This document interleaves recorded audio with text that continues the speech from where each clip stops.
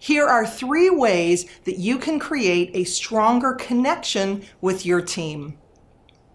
Make sure your leaders are investing in their teams by giving their time and their commitment to them.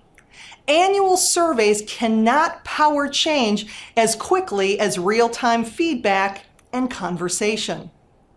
Look for ways to ensure that your employees' voices are heard, their achievements are recognized, and their well-being is taken care of. And use short, consistent surveys to get feedback. Then act on what you hear.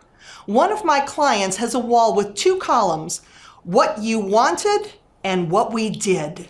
When your employees know that you're paying attention, they'll give you the information you want and need to hear. Give your organizational culture top priority. When employees have high well-being, they stay with the organization. When they don't, they leave. By focusing on the key elements of well-being, you'll see your team members have greater emotional commitment and connection to your organization.